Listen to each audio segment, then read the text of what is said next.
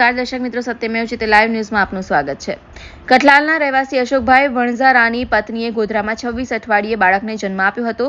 Premature જન્મેલા બાળકની તબિયત બગડતા પરિવાર બાળકને વારસિયા ખાનગી હોસ્પિટલમાં સારવાર માટે લાવ્યા હતા. બાળક 2 માસની સારવાર ચાલી રહી હતી. પરિવારજનોએ બાળકને બચાવવા હોસ્પિટલમાં ₹5 લાખ જેટલી રકમ ભરી દીધી હતી, પરંતુ મંગળવારે સાંજે 5 વાગે બાળકનું મૃત્યુ થયું હતું. બાળકના મૃત્યુ બાદ પરિવારજનો મૃતદેહ લેવા માટે ગયા ત્યારે હોસ્પિટલ દ્વારા ₹3.98 લાખનું બિલ ભરપાઈ કરી મૃતદેહ લઈ જવા માટે જણાવતા પરિવારજનોએ હોબાળો મચાવ્યો હતો. સ્થાનિક સમાજના લોકો, શહેર યુવા કોંગ્રેસ પ્રમુખ પવન ગુપ્તા સહિત લોકો હોસ્પિટલમાં દોડી આવ્યા હતા. પોલીસ પણ દોડી આવી હતી. આ મામલો ઠાડે પાડવાનો પ્રયાસ કર્યો હતો. મામલો ઉગ્ર બનતા હોસ્પિટલ દ્વારા રૂપિયા લીધા વગર બાળકનો મૃતદેહ તેના પિતા અશોકભાઈ વણઝારાને સોંપ્યો હતો. અશોકભાઈએ કહ્યું હતું કે જો સ્થાનિક લોકો આવ્યા ન હોત તો હોસ્પિટલના સંચાલકો અમને બિલના નાણાં ભર્યા વગર મારા સંતાનનો મૃતદેહ આપ્યો ન હોત. હોસ્પિટલે 8.50 લાખનું બિલ બનાવ્યું હતું, જેમાં 5 લાખ અમે ભરી ચૂક્યા હતા. બાકીના 3.98 લાખ માટે બાળકનો મૃતદેહ આપતા ન હતા. આ અંગે લોટસ હોસ્પિટલના પીડિયાટ્રિક ડોક્ટર હેમાંગ મેદાપરાએ આક્ષેપો નકારી પોતાના પક્ષ રજૂ કર્યા હતા. આ ગોધરા બાળક છે ને 26 અઠવાડિયા પેટમાં પૂરા કરી અને જન્મેલું હતું, અને ત્યાંથી પછી આપણી એમ્બ્યુલન્સ દ્વારા આપણે ત્યાં આવેલું. ફેફસા પાકેલા ના હોય 26 અઠવાડિયે, એટલે તરત જ વેન્ટિલેટર ઉપર આપણે મૂકવું પડ્યું હતું. ફેફસા પકાવવાની દવા રાખી અને શરૂઆતમાં વેન્ટિલેટરમાંથી આપણે એને બહાર કાઢ્યું. પણ 26 અઠવાડિયાના બાળકના ફેફસા છે એ બહુ નાજુક હોય અને ઓક્સિજનની રિક્વાયરમેન્ટ રહે, પોતાની ઇમ્યુનિટી ના હોય, એટલે વચ્ચે એને ઇન્ફેક્શન થતું હતું. જે ઇન્ફેક્શનમાંથી બાળક બહાર નીકળ્યું. આંતરડા ભોજન પચાવી નહોતા શકતા, દૂધ પચાવી નહોતા શકતા. એમાંથી બાળક ધીરે ધીરે કરીને બહાર આવતું હતું. અત્યારે 2 મહિનાનો સમય, એક્ઝેક્ટલી 1 મહિનો અને 28 દિવસનો સમય થયેલો, અને હાલ બાળક ફરીથી વેન્ટિલેટર ઉપર ગયેલું, અને ઇન્ફેક્શન લાગતા શરીરમાં લોહી જામવાના પણ ઓછા થઈ જતા બાળકને ગઈકાલ રાત્રે એકવાર હાર્ટ બંધ થઈ ગયું હતું, જે પમ્પિંગ કર્યા પછી વાપસ આવી ગયું હતું. પણ આ ઇવેન્ટ આજે સવારે બીજી વાર બની, અને હૃદયને સપોર્ટ કરનારી દવા ઉપર બાળક આજે સાંજ સુધી જીવી શક્યું, અને સાંજે 5:28 બાળકે અંતિમ શ્વાસ લીધા.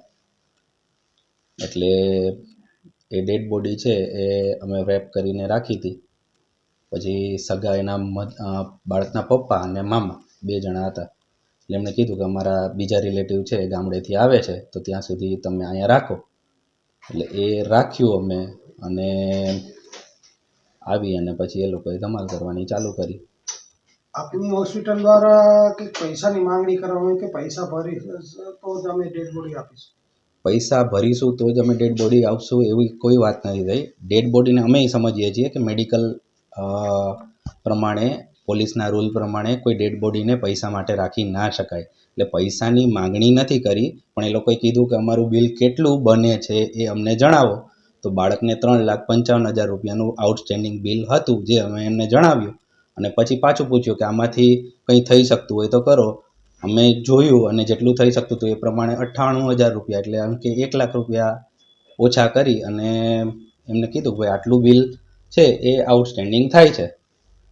તો એમને એવું લાગ્યું કે આ ભરવાની માગણી થઈ રહી છે. કુલ બિલ અંદાજે ₹8,50,000 ની આસપાસ. બાકીના લોકો રોકડા આપ્યા હતા.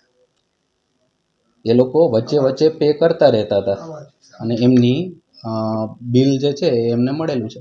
એ જ ફરીથી હું કહેવા માગું છું કે એકચ્યુઅલી એ મેડિકલ કાયદાની અમને ખબર જ છે કે ડેડ બોડીને અમે રાખી ના શકીએ. અમે એમને કીધેલું કે ભાઈ તમે જસ્ટ એક કાગળ ઉપર સ્ટેટમેન્ટ લખીને જાઓ કે ભાઈ અમારું આટલા સ્ટેન્ડિંગ બાકી છે, અને અમે 1 વર્ષમાં, 6 મહિનામાં, 3 મહિનામાં ચૂકવી દઈશું, અને ડેડ બોડી લઈ જાઓ. પેમેન્ટ હાલ નહીં, મારે એક સ્ટેટમેન્ટ તો જોઈએ ને. હોસ્પિટલ મારી પાસે પૂછે તો મારી પાસે કાગળ તો હોવો જોઈએ ને. એટલા માટે મેં જસ્ટ એમને કીધું છે કે ભાઈ આ સ્ટેટમેન્ટ તમે જસ્ટ લખી આપો, અને પછી તમે ડેડ બોડી લઈ જાઓ. હાલ તમારે ચૂકવવાની જરૂર નથી. 8:30 વાગે એમના રિલેટિવ્સ બીજા આવ્યા, ત્યાં સુધી તો કશું જ નથી થયું. બાળક જે ડેથ થઈ 5:30 વાગ્યાની આસપાસ, ત્યારથી લઈ અને અત્યાર સુધી જસ્ટ એ લોકો બેઠા હતા. બીજા રિલેટિવ આવ્યા અને આ આઉટસ્ટેન્ડિંગ કેટલું છે એ પૂછ્યું, તમે આમાંથી કેટલું બાદ કરી આપશો એ પૂછ્યું, પછી એ આંકડો જોઈ અને પછી આઈ ડોન્ટ નો એ લોકોએ કદાચ ઇન્ટરનલી ડિસાઇડ કર્યું હોય કે આપણે હંગામો કરશું તો આવી ઓફ કરી દેશે, પણ એ પહેલાં તો મેં કહી દીધું હતું કે અમારે કંઈ ભરવાની જરૂર નથી, ડેડ બોડી તો તમે એમ જ આપી શકીએ. રિપોર્ટર સની સિંધે, સત્યમેવ જયતે, લાઈવ ન્યૂઝ વડોદરા.